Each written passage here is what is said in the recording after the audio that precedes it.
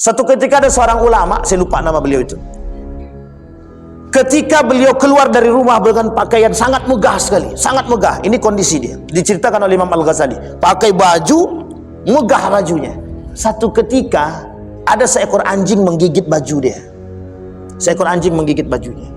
Dilalah ketika digigit oleh anjing tersebut, diangkat sama dia. Seolah-olah dia merasa anjing ini kotor. Ternyata Allah tunjukkan keajaiban, anjing itu berbicara. Apa kata anjing tadi? Kau kira dirimu lebih mulia daripada diriku? Pulang ulama tadi ke rumah menangis, Pak. Coba bayangkan. Jadi mohon maaf Bapak Ibu, kadang saya mengambil contoh begini. Ini saya sebutkan aja nama, tujuannya kita mengambil ibrah. Gus Baha itu ketinggian ilmunya, mohon maaf. Kalau hari ini kita lihat ketinggian ilmunya, itu agak langka manusia seperti ini. Manusia langka yang mengakui keilmuan dia itu bukan hanya sekedar Indonesia, bahkan beliau masuk salah satu pakar tafsir di dunia. Assalamualaikum warahmatullahi wabarakatuh. Alhamdulillahi rabbil alamin. Alhamdulillahilladzi an'ama bi ni'matil iman wal islam bihima tatimmus salihat.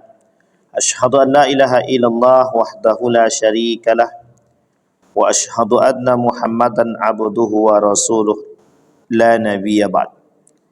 Allahumma salli wa sallim wa barik ala hadzal nabiyil karim. Allahumma salli ala Muhammad wa ala ali Muhammad fil alamin innaka Hamidum Majid. Ya ayyuhan nasu taqu rabbakumul ladzi khalaqakum min nafsin wahidah wa khalaqa minha zawjaha wa batha minhuma rijalan katsiran wa nisaa wattaqullaha alladzi tasaaluna bihi wal arham innallaha kana 'alaikum raqiba. Wa qala Allah ta'ala ya ayyuhalladzina amanu taqullaha wa qulu qawlan sadida yuslih lakum a'malakum wa yaghfir lakum dhunubakum wa may yuti'illaha wa rasulahu faqad faza fawzan 'azima. Puji syukur kehadirat Allah atas limpahan rahmat dengan mengucapkan alhamdulillahirabbil alamin. Bersolawat kepada Nabi dengan mengucapkan Allahumma salli ala Muhammad wa ala ali Muhammad fil alamin innaka Hamidum Majid. Baik Bapak Ibu sekalian yang berbahagia, bermunajat kepada Allah, mudah-mudahan di maghrib ini Allah melimpahkan rahmat dan karunia-Nya kepada kita semua. Allah sehatkan, Allah kuatkan kita, Allah jadikan kita orang-orang yang istiqamah dalam kebaikan dan ketaatan kepada Allah. Allah jadikan kita orang-orang yang selalu bersyukur akan segala nikmat-Nya, dan Allah jadikan keluarga kita yang sakinah mawaddah warahmah, anak-anak yang saleh dan salihah. Amin ya rabbal alamin. Insyaallah kita semua yang hadir dalam doa kita semoga termasuk orang-orang yang husnul khatimah. Baik, di dalam kitab Asnaful Maghrurin kemarin kita bahas tentang orang-orang yang tertipu dari kalangan orang-orang kafir dalam bab yang pertama, dan kemaksiatan orang-orang beriman kepada Allah sebagai bentuk daripada tertipunya mereka dari perbuatan-perbuatan kemaksiatan. Di dalam bab Ats-Tsani fi bayani maghrurina minal mu'minin, di dalam bab yang kedua Imam Al-Ghazali menjelaskan tentang al-maghrurin. Al-maghrurin itu orang-orang yang tertipu dari kalangan orang-orang yang beriman. Kalau kemarin kita bahas kafir. Di dalam kafir itu ada orang-orang mukmin yang yusyarikunahum. Orang kafir yang tertipu dengan dunia, yang disebut dengan gharrathumul hayatud dunia, mereka ditipu oleh kenikmatan dunia. Jadi memang orang kafir itu kenikmatannya di dunia, di akhirat dia tidak punya kenikmatan lagi. Kenapa? Karena di akhirat mereka masuk ke dalam neraka jahanam. Tetapi dalam poin yang kedua daripada bab yang pertama itu disampaikan ada orang-orang yang mengikuti mereka, yusyarikunahum. Orang-orang kafir diikuti oleh orang-orang, baik orang kafir itu sendiri atau dari kalangan muslim itu sendiri. Orang kafir yang mengikuti kekafiran itu sudah biasa. Yang menjadi persoalan kita ada namanya orang muslim mengikuti kekafiran.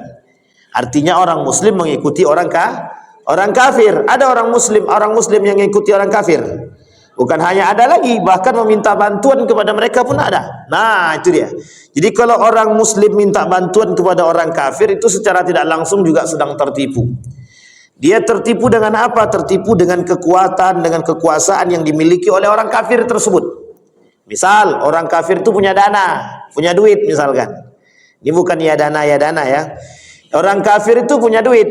Karena dia mau naik jadi anggota legislatif, dia pinjam duit. Kata orang kafir tadi, aku tak usah pinjam, buat kamu aja. Nanti kalau kau dah duduk, kasih aku kekuatan. Ada. Nah, ini yang disebut dengan yusarikunahum, bagian daripada itu. Dan di dalam bab yang kedua ini, fi bayanil maghrurina minal mu'minin. Sekarang dalam bab yang kedua bukan orang kafir, tapi orang mukmin.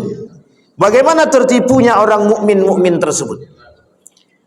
Orang-orang mukmin bisa tertipu. Masalahnya di mana dan bagaimana tertipunya?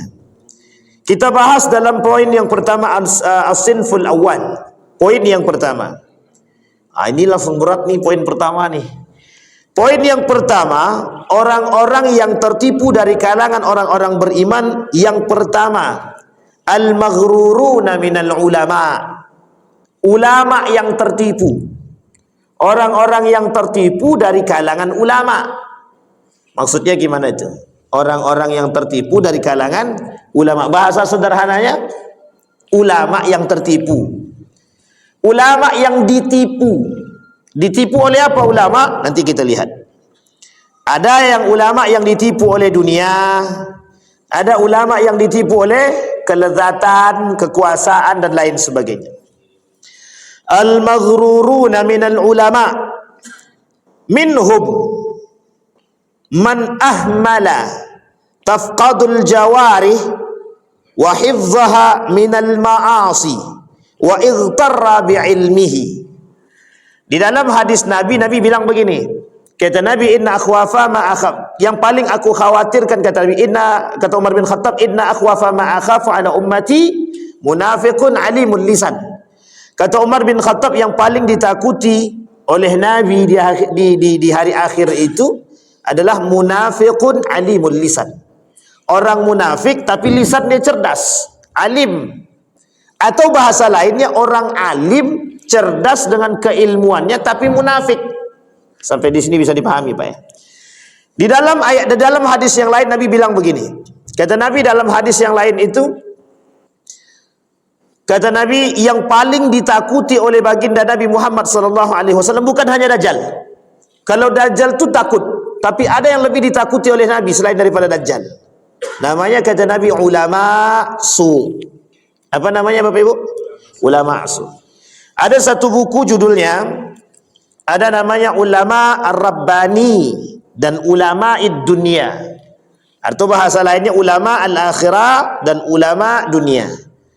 Ulama akhirat, dia jadikan ilmu dia untuk bisa menggapai keberkahan akhirat. Tapi kalau ulama dunia, bagaimana caranya, kata Imam Nawawi, dia jual ilmunya untuk mendapatkan dunia. Nah, ini dia, nanti kita coba uraikan. Poin pertama, minhum man ahmala, orang-orang yang meremehkan. Apa yang diremehkan oleh dia? Yang diremehkan oleh mereka adalah peringatan-peringatan Allah terhadap apa yang sudah Allah berikan kepada mereka.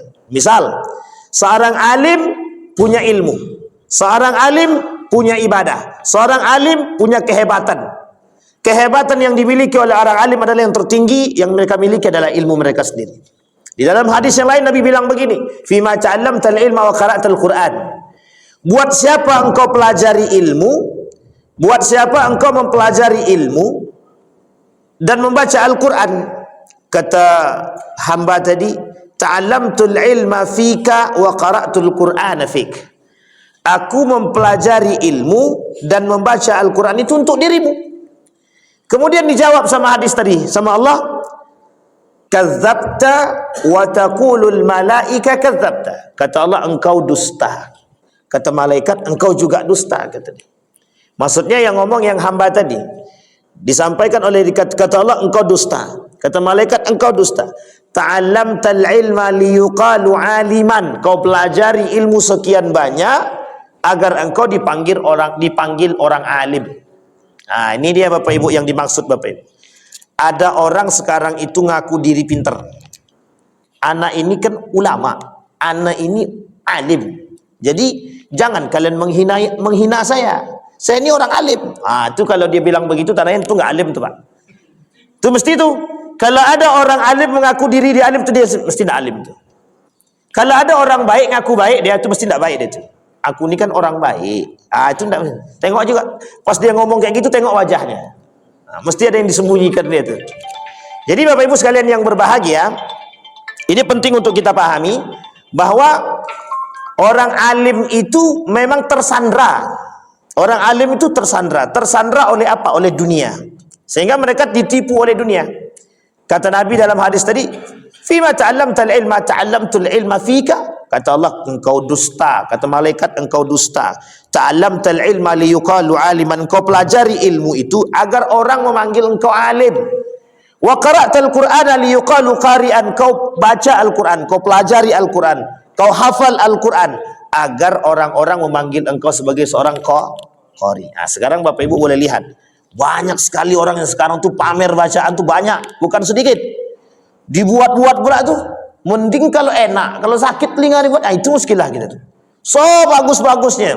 Mungkin itu tadilah ujiannya orang-orang yang memiliki itu memang begitu. Orang kaya diuji dengan keilmuannya, orang berilmu diuji dengan ilmunya. Orang yang rajin ibadah dan taat beribadah diuji dengan ketaatannya itu. Itu kemaksiatan orang beriman. Jadi kemaksiatan orang beriman itu adalah ibadah dia sendiri. Sehingga ketika dia rajin beribadah, muncul setan dalam diri dia. Bagaimana? Ini satu cerita unik. Satu ketika Ali bin Abi Thalib itu naik ke atas mimbar, melakukan khutbah Jumat. Ketika sedang khutbah Jumat, dia turun. Apa dia kata sama sahabat dia? Bagaimana kau pandang khutbahku tadi? Harapan dia adalah dipuji sama sahabat dia tadi. Apa kata sahabat dia tadi? Kau pengen Allah murka sama dirimu, kata dia. Tak jadi lagi bicara Ali, langsung diam.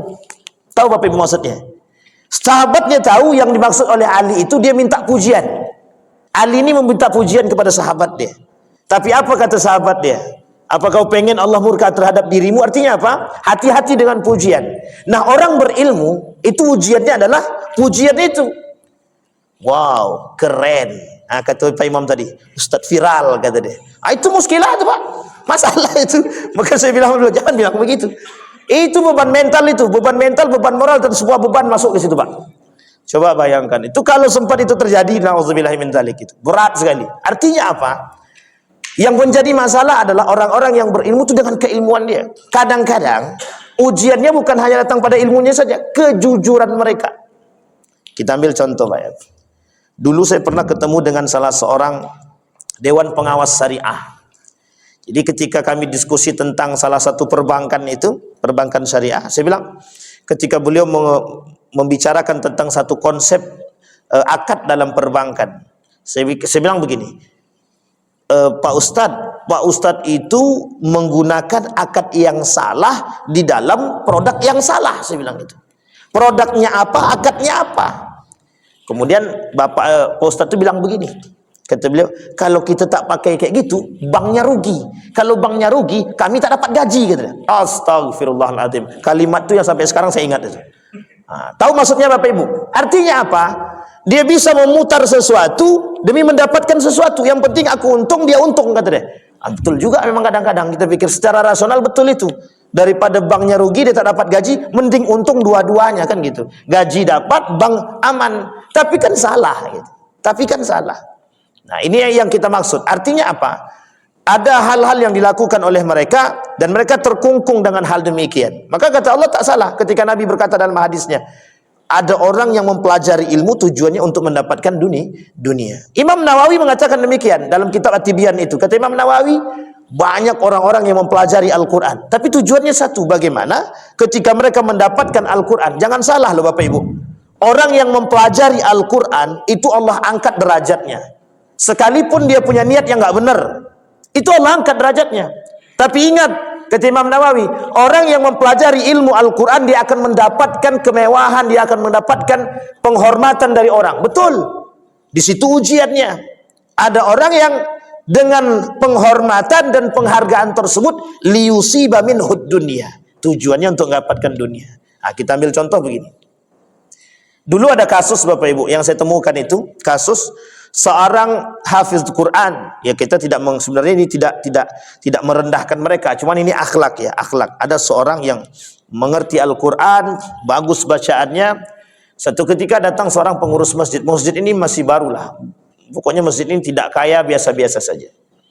Kemudian dia bilang sama orang yang pandai baca Quran tadi, kami minta Ustadz untuk jadi imam lah di masjid kami selama 1 bulan. Apa kata beliau? Kalau tidak 400.000 satu malam saya tidak mau, kata dia. Saya bilang, wah ini penting juga kalau begini.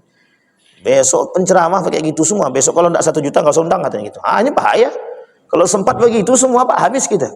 Jadi rontoknya itu akhlak, itu penyebabnya adalah rusak. Rusaknya itu akhlak.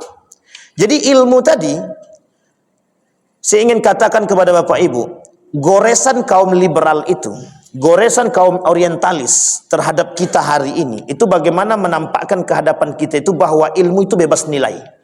Ilmu itu bebas nilai. Apa maksudnya ilmu bebas nilai? Jadi Anda mau punya akhlak, nggak punya akhlak itu tidak ada masalah. Yang penting Anda punya ilmu. Bahasa kasar kita begini, lo berilmu, mau sombong kek, mau nggak sombong, nggak ada masalah. Yang penting lo punya ilmu. Makanya ada bahasa di kalangan masyarakat begini, dia sombong masih mending, dia profesor. Ini udah nggak profesor, sekolah tidak, apa yang mau disombongkan?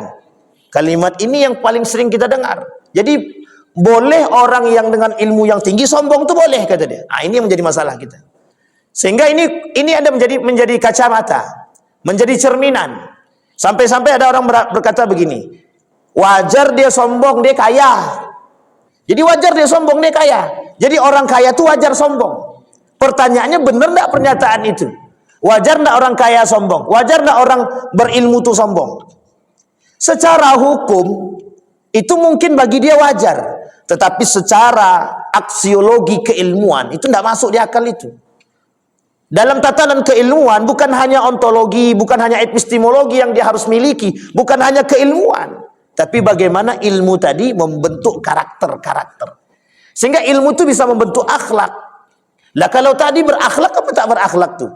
Dah tahu dia masjidnya biasa-biasa aja, dia pasang pula, dia patok lah. Kalau ndak 400.000 aku ndak mau jadi imam deh. Itu bagus juga kalau begitu itu. Dalam bahasa lainnya pengen cepat kaya. 400 kali 30 berapa? 12 juta 1 bulan. Nggak ngapa-ngapain itu.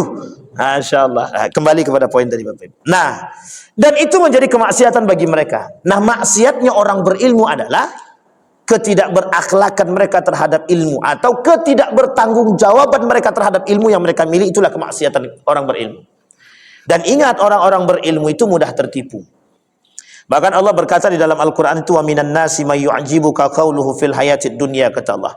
Ada orang-orang yang berilmu itu bisa menipu orang lain dengan keilmuan mereka. Kita ini bisa tertipu dengan orang-orang berilmu. Kalaulah yang orang berilmu itu gelarnya profesor dan lain sebagainya. Mohon maaf Bapak Ibu, yang bilang jilbab, yang bilang apa namanya paskibra nggak usah pakai jilbab, itu ngomong siapa? Profesor itu. Sama kan yang bilang jilbab tidak wajib tuh profesor juga. Gitu. Jadi apa ya? Yang bilang Islam itu tidak semua, yang bilang bukan hanya Islam agama yang benar, itu juga profesor itu. Banyak yang keblinger kayak gitu banyak. Jadi mereka tertipu oleh dunia mereka gitu. Saking tingginya ilmu justru membuat mereka semakin jauh daripada nilai-nilai keagamaan gitu. Artinya apa? Mereka merasa otak mereka ini, galian ilmu mereka tuh sudah terlalu tinggi. Sehingga ketika mereka tinggi dengan keilmuan mereka, mereka bebas berbicara apapun yang mereka bisa ingin bicarakan. Nah, ini yang menjadi persoalan. Di dalam dunia orientalis, di dalam dunia Eropa, ilmu itu bebas nilai. Orang yang sudah tinggi keilmuannya, dia bebas berbicara apapun yang dia inginkan.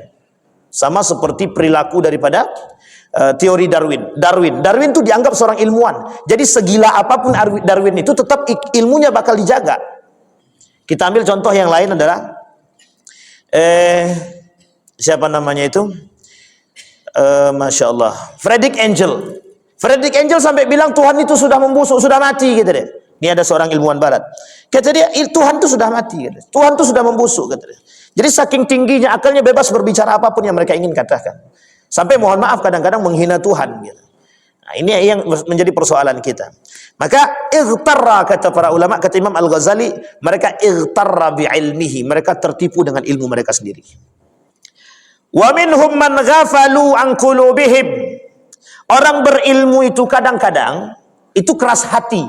Ini mohon maaf ya, keras hati. Kok bisa keras hati? Jadi merasa paling benar. Ada namanya qaswatul qalbi namanya. Orang yang dengan ilmu dia itu bisa membuat diri dia tertipu. Apa tertipunya mereka? Ghafalu an qulubihim.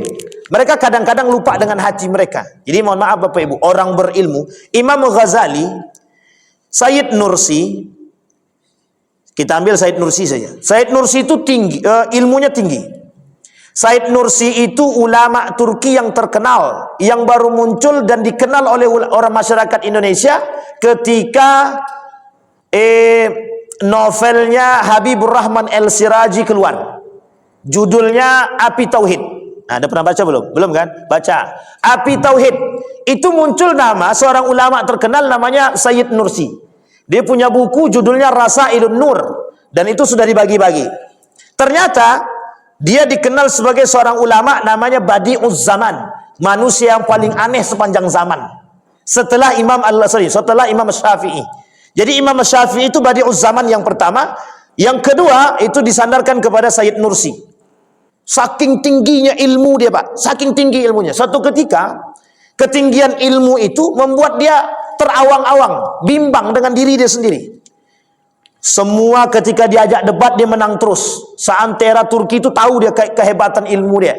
Badan kecil, otak cerdas, begitulah bahasanya. Sama kayak Imam Syafi'i, cerdasnya gitu. Tapi mungkin lebih cerdas Imam Syafi'i karena sudah didahului oleh Imam Syafi'i. Hafal Quran di umur yang sangat belia. Saking tingginya keilmuan dia. Satu ketika dia terusik, kok hatinya terusik. Kok tidak tenang, ada resah dan gelisah. Tapi dia tidak tahu apa penyebab kegelisahan itu. Disinilah kemudian dia mengambil sekitar 1 bulan. Dia cari tempat untuk beruzlah. Disitulah dia temukan. Makanya mohon maaf Bapak Ibu, Imam Al-Ghazali juga begitu. Saking tingginya ilmu filsafat yang dia miliki. Dia lama dengan filsafat itu, Imam Ghazali itu lama. Tapi satu ketika dia merasa gelisah, kok kayak ada yang hilang, kata dia. Inilah awal mula Imam Al-Ghazali pindah menjadi seorang ahli tasawuf. Dari seorang yang ahli filsafat berubah menjadi ahli tasawuf. Ada alasannya, ada. Maka kalau ada ulama sekarang bilang keras hati kalau berdebat tuh, memang iya. Keras hati. Orang yang suka debat tuh cepat keras hati dia. Kadang mohon maaf, setan tuh lewat dia. Sedang asik berdebat lewat setan. Yuk, kau pasti menang, kata setan tadi. Jadi ketika dia menang, timbul rasa bangga dalam diri tadi. Nah, inilah penyebabnya Pak. Keras hati tadi. Berarti kita tidak usah debat Pak Ustaz. Tengok kondisi. Kalau lawannya, kalau orang itu memang menghina dan mencaci maki dan memang butuh pembuktian, kita lawan. Kalau kita diam, kita injak. Tapi kalau seandainya tidak butuh pembuktian, ya nggak perlu. Kita ambil contoh. Sekarang ini ada kasus orang menganggap diri paling benar dari satu kelompok terhadap kelompok yang lain. Kita ambil misalkan kelompok Wahabi. Menganggap diri paling benar misalkan. Kalau mereka memang ingin berdebat, debat saja, tidak ada masalah. Dengan catatan berani menerima argumen setiap kelompok. Misalkan teman-teman Salafi berani menerima kelompok, misalkan pendapat daripada kelompok misalkan Nahdlatul Ulama atau Muhammadiyah atau Persis dan lain sebagainya, atau sebaliknya. Tapi jangan saling berdebat, tapi mohon maaf, berdebat dengan syaitan. Paham maksudnya Bapak Ibu? Artinya apa? Berdebat dengan kebencian. Yang diperdebatkan keilmuan, bukan kebencian. Nah, yang sekarang Bapak Ibu tengok tuh berdebat dengan kebencian. Saling menghujat satu sama lain, ketika diajak ketemu diam semua. Ini masalah itu di situ. Artinya apa? Kita butuh. Nah, keilmuan itu ketika mereka lalai dengan hati mereka, mohon maaf, orang yang tinggi keilmuan dia, itu bisa menyebabkan hati dia lalai. Sehingga mohon maaf, tidak terurus nih hati. Yang terjadi adalah keras hati. Kita ambil contoh. Jangan ada tersinggung ya. Ketika ada seorang ulama, kemudian sudah terkenal misalkan. Itu sulit tuh Pak untuk diingatkan. Dianggap semua orang yang kecil itu, yang di bawah dia, tidak akan mampu untuk nasihatin dia. Dan dia tak akan mau dengar. Dia akan mau mendengar nasihat dari orang yang di atas dia. Maka orang yang di bawah dia tak mau nasihat. Satu ketika ada seorang ulama, saya lupa nama beliau itu. Ketika beliau keluar dari rumah dengan pakaian sangat megah sekali, sangat megah. Ini kondisi dia. Diceritakan oleh Imam Al-Ghazali. Pakai baju, megah bajunya. Satu ketika ada seekor anjing menggigit baju dia. Seekor anjing menggigit bajunya. Dilalah ketika digigit oleh anjing tersebut, diangkat sama dia. Seolah-olah dia merasa anjing ini kotor. Ternyata Allah tunjukkan keajaiban, anjing itu berbicara. Apa kata anjing tadi? Kau kira dirimu lebih mulia daripada diriku? Katanya. Pulang ulama tadi ke rumah menangis, Pak. Coba bayangkan. Jadi mohon maaf Bapak Ibu, kadang saya mengambil contoh begini. Ini saya sebutkan aja nama, tujuannya kita mengambil ibrah. Gus Baha itu ketinggian ilmunya, mohon maaf. Kalau hari ini kita lihat ketinggian ilmunya, itu agak langkah manusia seperti ini. Manusia langka yang mengakui keilmuan dia itu bukan hanya sekedar Indonesia, bahkan beliau masuk salah satu pakar tafsir di dunia, itu beliau masuk. Tapi ya begitu kehidupannya gitu.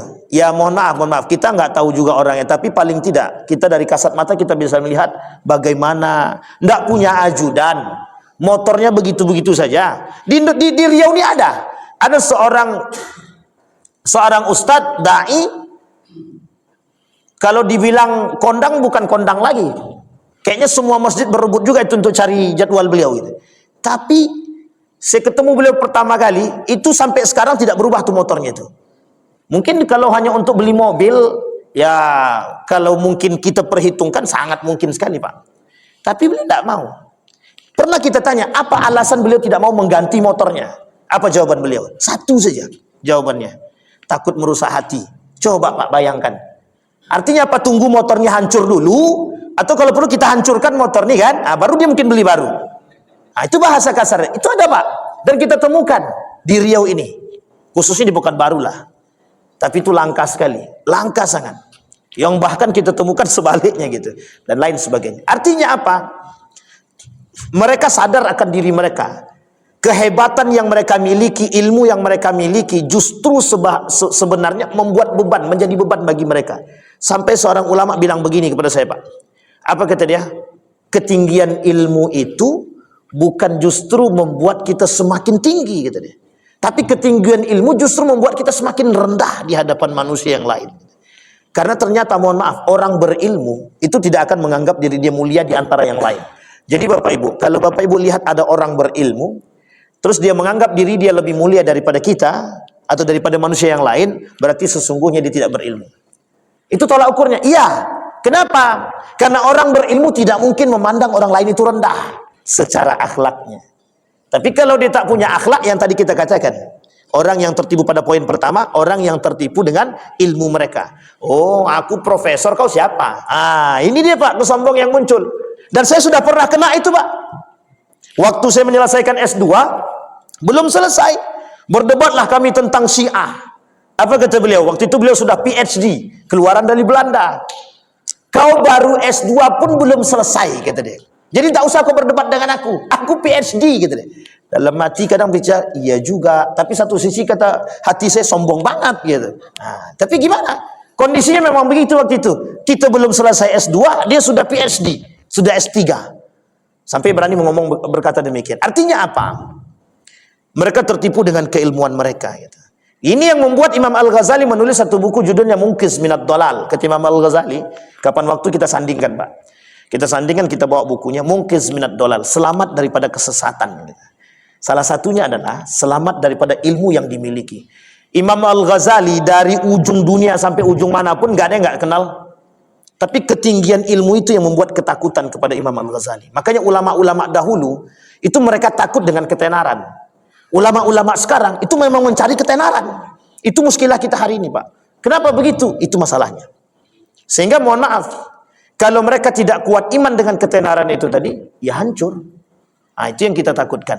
Yang kita takutkan sudah tenar dia, bergelar profesor pula, dia tenar, dia sudah dikenal di mana-mana. Datang orang entah itu meskipun kenal dulu gitu ya, udah kenal lama, tapi memberikan nasihat tak mau lagi terima. Enggak. Wah gitu dia. Artinya apa? Kesombongan bermuncul. Setan itu bermunculan dari berbagai macam segi. Itu kaitannya apa? Hati. Maka butuh kita mempelajari satu sisi Bapak Ibu, ilmu tasawuf itu penting untuk dipelajari, untuk menundukkan. Saya kasih contoh Bapak Ibu. Saya menjadi asisten seorang profesor, namanya Profesor Dr. Haji Yunahar Ilyas. Saya pernah bertanya sama beliau tentang ilmu tasawuf. Salah satu karakter orang-orang sufi itu, kata beliau, dia sering pergi keluar rumah tanpa membawa apapun, tidak membawa apapun. Bahkan mereka tidak bawa nama mereka. Artinya begini, mereka berjalan pakai sendal seperti orang yang tidak dikenal oleh siapapun, keluar dari rumah, naik satu bukit, turun bukit. Ketika mereka lapar, mereka akan ketok pintu rumah orang, seolah-olah dia mengemis. Padahal dia bukan orang pengemis, tapi dia mengemis untuk makan. Saya tanya, apa tujuan mereka begitu? Kata beliau, tujuannya satu, menundukkan hawa nafsu. Katanya. Coba bayangkan Pak, orang berilmu mengetok pintu rumah orang dan mengemis. Sama dengan yang tadi yang kita katakan, berilmu dia ditundukkan oleh seekor anjing. Apa kata anjing? Apa kau kira dirimu lebih mulia daripada diriku? Apa yang terjadi? Malu pulang ke rumah, menangis. Ternyata diriku sama. Hanya manusia disandingkan dengan seekor binatang. Makanya mohon maaf Bapak Ibu, di dalam Al-Quran Allah menyebutkan karakter-karakter binatang yang bisa disandingkan dengan manusia jika manusia memiliki sifat seperti binatang tersebut. Ada 7 karakter yang Allah sandingkan. Nah, Bapak Ibu sekalian yang berbahagia. Wa minhum man ghafalu an qulubihim wa ma tahtawi alaihi min sifati zamimatin. Kemudian yang ketiga, wa minhum man dakhalahul ujub binafsihi. Ha, ini dia Pak. Poin ketiga masuk lagi. Ulama yang tertipu itu di dalam diri mereka muncul sifat ujub. Ujub. Apa itu ujub? Allah sampaikan, Nabi sampaikan dalam hadisnya begini. Thalathun muhlikat, kata Nabi, 3 yang menghancurkan umat manusia.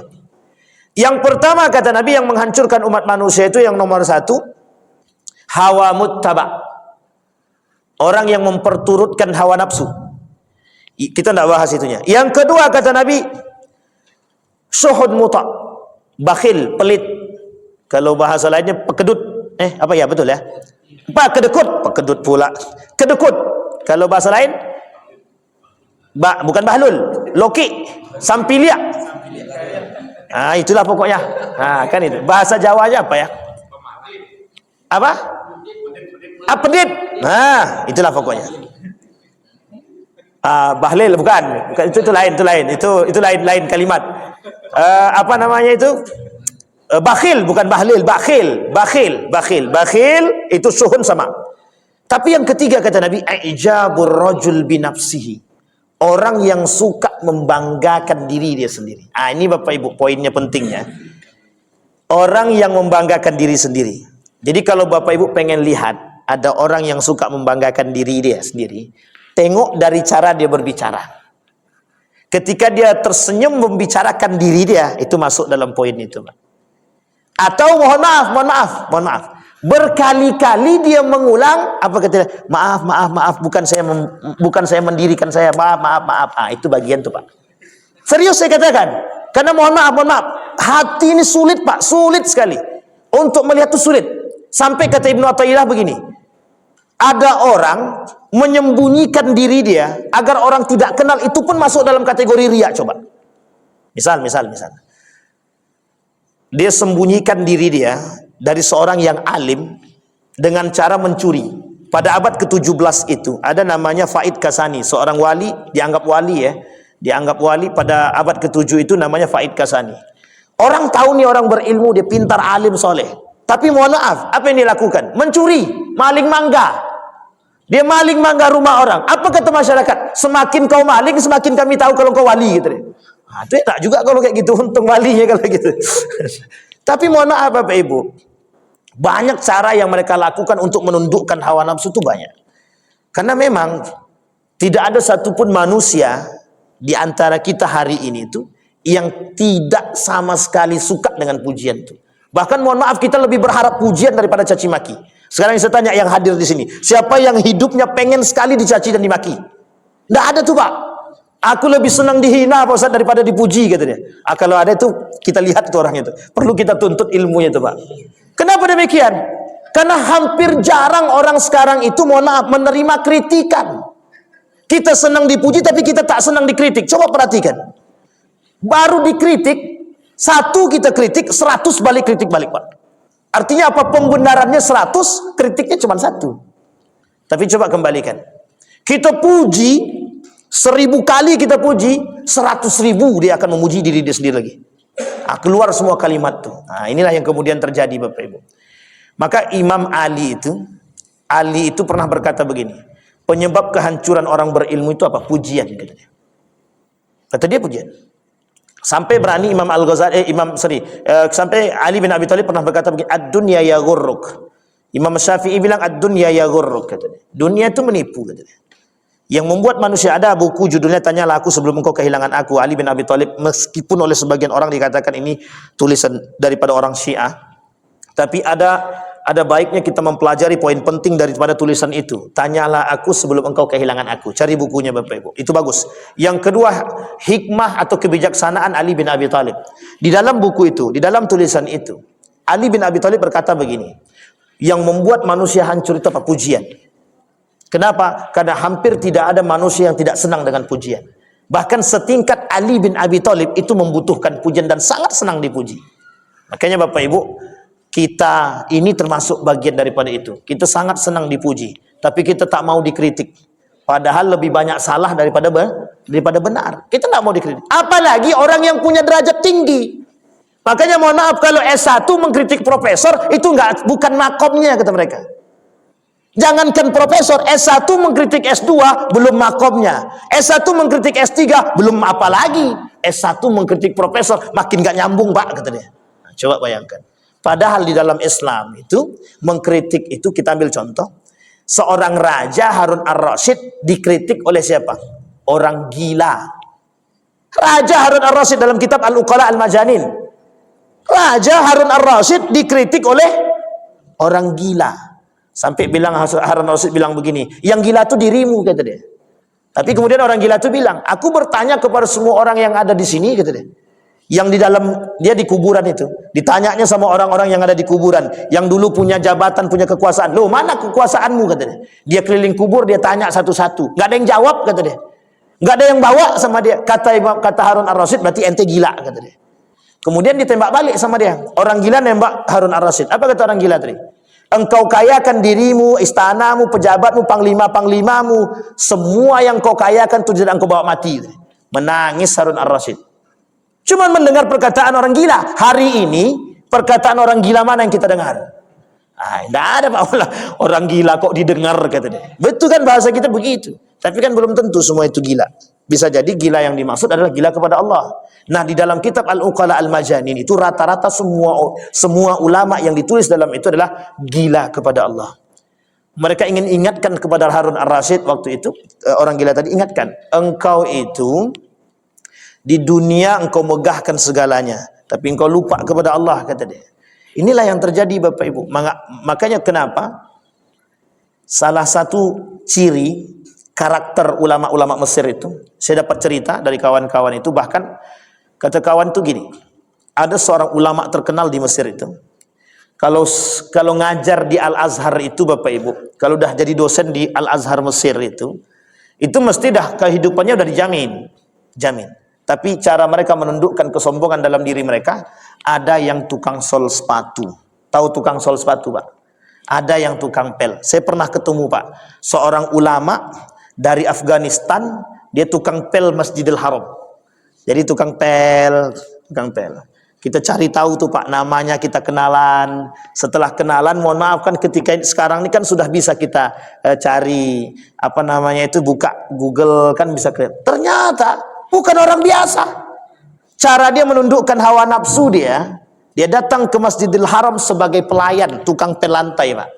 Ada seorang kiai saya temukan di 2010 waktu saya berangkat haji, kalau saya tak salah 2010. Seorang pimpinan pondok pesantren di Jawa. Dia datang ke Mekah, itu cuman jadi tukang pel. Sudah berapa lama di sini, Pak? Saya bilang. Kami diskusi seolah-olah, mohon maaf, seolah-olah saya lebih baik daripada beliau karena beliau tukang pel. Ternyata pimpinan pesantren. Coba, ketika ditanya cuman satu jawabannya, menundukkan hawa nafsu. Artinya apa? Bagi seorang pimpinan itu sangat mudah bagi mereka untuk cari kemuliaan itu, Pak. Kalau mereka mau dipanggil itu, dihormati, sangat mudah sekali. Tapi mengapa mereka tidak lakukan? Karena berat Pak, pertanggungjawabannya berat. Nah, ini yang kemudian harus kita tanamkan. Maka mohon maaf Bapak Ibu, karena memang Nabi berkata begitu, kata Nabi. Kelak orang berilmu itu diangkat. Yurfa'ul ilmu wa yathbutul jahlu, kata Nabi. Jadi ilmu itu diangkat. Yang tersisa itu kebodohan. Kebodohan sini banyak maknanya Pak. Orang berilmu tapi tak berakhlak itu kategorinya bodoh juga. Atau orang yang bodoh beneran. Jadi orang yang bodoh beneran itu bagaimana? Ya memang tidak berilmu. Tapi poin yang ketiga, ada orang tidak berilmu tapi mengaku berilmu. Ini yang paling berbahaya Pak. Berilmu tapi tidak berilmu tapi mengaku berilmu. Baik, itu poin yang ketiga. Wa minhum man dakhalahul ujub bi nafsihi. Mereka yang suka, yang masuk sifat ujub ke dalam diri mereka sampai-sampai mereka lupa dengan diri mereka dan mereka selalu membangga-banggakan diri. Oh tenang, itu selesai. Aku kan pakarnya di bidang itu. Nah inilah contohnya paling tidak. Aku kan pakar itu. Pakar apa? Aku pakar hadis. Nah, misal. S1, S2, S3 hadis kok. Tenang. Aku pakar hadis. Nah, kalau ada yang begitu tinggalkan aja lah. Tinggalkan. Karena Allah kata begitu dalam Al-Quran. Kata Allah di dalam Al-Quran, "Fala taq'udu ma'ahum." Jangan duduk bersama mereka. Kalau kita masih duduk bersama mereka, kata Allah, "Idzan antum mithluhum." Kalau engkau duduk bersama mereka, paling tidak sedikit demi sedikit engkau akan kecipratan kesombongan mereka. Nah, berat Pak. Nah, ini kajiannya tasawuf kalau begitu. Nah, ini cocok kalau Ustaz Fajri kan, atau para ustaz-ustaz yang tasawuf yang lainnya cocok tuh. Kalau awak agak cocok, agak susah sedikit. Wa zaharat alaihi makhayilul al-kibr war riyasah. Tampak dalam diri mereka itu, atau mereka menampakkan sedikit demi sedikit kesombongan mereka, kekuasaan mereka, kehebatan mereka, jabatan mereka. Nah, jadi dengan rasa ujub tadi dalam diri seseorang tadi itu nampak. Mereka mulai memunculkan gini dan lain sebagainya. Na'udzubillahi tsumma. Kita selalu berdoa Bapak Ibu. Saya berharap kepada kita semua, jamaah semua, siapapun asatidnya, kita berdoa kepada Allah. Kita diberikan para da'i-da'i yang baik, kita diberikan ulama-ulama yang rendah hati, ulama-ulama yang baik sikapnya, akhlaknya dan lain sebagainya. Dan ini penting Bapak Ibu. Karena saya tidak tahu apakah banyak ulama jamaah mendoakan para da'i itu atau tidak, itu kita nggak tahu. Sampai mohon maaf ya, kita jujur-jujur aja Bapak Ibu. Coba Bapak Ibu keliling masjid itu. Di mana masjid-masjid yang mendoakan pemimpin? Kita ada Pak. Kita berharap pemimpin yang adil, tapi tak ada yang berdoa. Kita berharap punya ulama yang baik, mufti, tapi kita jarang mendoakan mereka gitu. Boro-boro doain mereka, doain diri sendiri aja lupa gitu kan. Ah, ini muskilah kadang-kadang. Padahal kata Nabi yang terbaik itu adalah mendoakan orang lain, sehingga kita kalau perlu jangan kasih celah untuk mendoakan diri sendiri. Sebanyak mungkin doakan orang agar doa yang kita doakan kepada orang lain kembali. Baik, yang terakhir. Maksudnya terakhir dalam poin ini. Wa minhum man ahmala baqaya min khifaya au khufaya makayidus syaitan wa khabaya khad'in nafas. Jadi Bapak Ibu, mereka meremehkan tipu daya syaitan, makarnya setan. Makar setan-setan tadi dengan keilmuan mereka masuk pada diri mereka sedikit demi sedikit, dan setan kasih celah sedikit demi sedikit. Kita ambil contoh.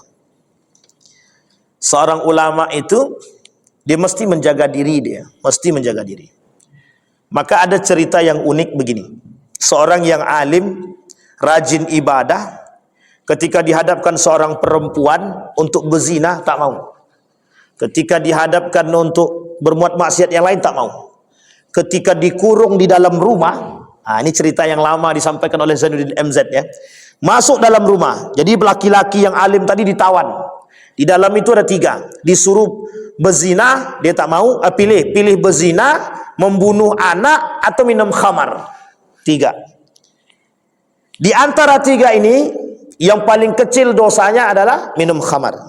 Membunuh, faka'annama qatalan nasa jami'an. Kalau dia membunuh seperti membunuh semua manusia, artinya dosa besar. Yang kedua, kalau dia berzina masuk dosa besar. Kalau dia minum khamar memang dosa besar, tapi tidak terlalu sebesar yang lain gitu. Sehingga kata orang alim tadi, aku pilih yang nomor 3 saja. Dipilihnya siapa dipilihnya? Minum khamar tadi. Minum khamar sudah diminumnya, perempuan dizinahinya, anak pun dibunuhnya. Hilang 3 kali. Jadi setan tuh, jadi jangan salah Bapak Ibu. Dia yang paling sering kelihatan begini. Setan tuh punya celah. Jadi dengan orang berilmu tuh paling unik kata setan. Paling enak menghasut orang berilmu. Apalagi orang-orang yang bisa, yang mengerti. Kita ambil contoh orang yang bisa baca Quran. Nah, Pak Imam jangan tersinggung ya Pak Imam ya. Jadi apa kata setan tadi? Ayo, bacaanmu bagus kan? Kata dia. Sekarang bagus-bagus kan bacaanmu. Kalau bisa pakai surat yang panjang, kata dia gitu. Itu setan. Setan. Itu memang hasutan setan. Betul enggak Pak Imam? Ketika sudah ngomong begitu, karena muncul rasa ingin, mohon maaf Bapak Ibu, ini tersembunyi, ini kaitannya udah kajiannya Ibnul Qayyim Al-Jauziyah kata dia, penyakit hati. Dan sangat berat Pak, sangat berat, mohon maaf sangat berat. Ketika kita jadi imam dan orang senang dengan suara kita, setan masuk di situ. Nggak usah khawatir, orang kan senang dengan suaramu. Kau panjangkan sampai 15 surat pun tak ada masalah itu kata dia. Coba bayangkan. Kalau Nabi jelas kenabiannya, setan pun takut dengan Nabi. Misal Nabi sholat subuh 2 surat yang dibaca, Al-Baqarah 1, Al-Imran 1. Tapi kalau seandainya mohon maaf kita sekarang nih, jangankan surat Ali Imran, nggak usah Ali Imran lah, yang hari Jumat itu apa namanya? Surat Sajadah. Itu dah sakit jempol kita Pak. Ini perlu dipahami, surat Sajadah itu tidak wajib dibaca, tidak wajib, sunnah. Yang kita takutkan Pak, mohon maaf, besok kalau setiap Jumat orang baca surat Sajadah, generasi selanjutnya akan paham bahwa surat Sajadah itu tahu Bapak Ibu kenapa Nabi cuma 3 kali sholat tarawih di masjid? Kata Nabi cuma satu alasannya, aku takut kalau orang menganggap sholat tarawih ini wajib. Akhirnya setelah itu orang sholat di rumah semua. Barulah muncul pada masa Umar bin Khattab menjadi satu tradisi yang diamini oleh para masyarakat ketika itu. Makanya kata Umar bin Khattab, ni'mal bid'ah yang paling nikmat itu sholat tarawih itu. Itu ijtihadnya Umar bin Khattab. Sampai di sini bisa dipahami Bapak Ibu. Maka mohon maaf Bapak Ibu, kalimat ta'awuz itu oleh para ulama sangat berpengaruh dalam lidahnya atau lisannya seorang alim. Perbanyaklah berta'awuz kata dia. Karena setiap celah kehidupan kita itu tiada henti dari gangguan setan itu tidak ada. Sangat-sangat sulit. Seorang ayah yang sudah kuat menahan diri dia untuk tidak marah kepada anaknya, datang celah, datang setan tuh. Tuh tengok tuh. Semakin banyak kan, semakin kau diamkan semakin banyak. Kata setan, dia juga kata dia. Nafsu itu naik. Inilah kemudian cara-cara setan menghasut kita itu begitu. Jadi banyak cara. Maka dalam kitab ini ada kaitannya dengan kitab-kitab tertentu. Kita ambil contoh misalkan Talbisul Iblis. Jadi cara-cara iblis untuk masuk kepada orang-orang. Nah, dalam kitab Talbisul Iblis itu ada pembahasan ulama-ulama su itu ada. Bahkan Imam Al-Ghazali dalam kitab yang lain namanya Ihya Ulumuddin itu ada pembahasan khusus dan panjang. Pembahasannya adalah tentang ulama su. Nah, itu yang perlu kita pahami dalam poin kita hari ini Bapak Ibu. Yang pertama kata Imam Al-Ghazali, orang mukmin yang tertipu yang pertama yang dibahas oleh beliau adalah al-ulama. Kenapa? Karena kelak kata Nabi yang paling berbahaya bukan dajjal tapi ulama seorang alim yang punya karakter yang buruk. Nanti kita perpanjang Bapak Ibu, masih panjang poin ulama su itu, mungkin tak selesai tak tidak. Ulama su itu. Ini abang-abang depan ini senang nih Bapak Ibu kalau udah masalah ulama su itu. Na'udzubillah tsumma na'udzubillah. Saya kira itu saja Bapak Ibu sekalian yang berbahagia. Mudah-mudahan ada manfaatnya bagi kita semua. Mudah-mudahan bisa menjadi panutan bagi kita. Mudah-mudahan bisa penuntun kita untuk menjadi lebih baik. Mudah-mudahan kita bisa semakin menjadi orang-orang yang dicintai oleh Allah dan diridainya. Fa'tabiru ya ulil absar la'allakum tuflihun. Assalamualaikum warahmatullahi wabarakatuh.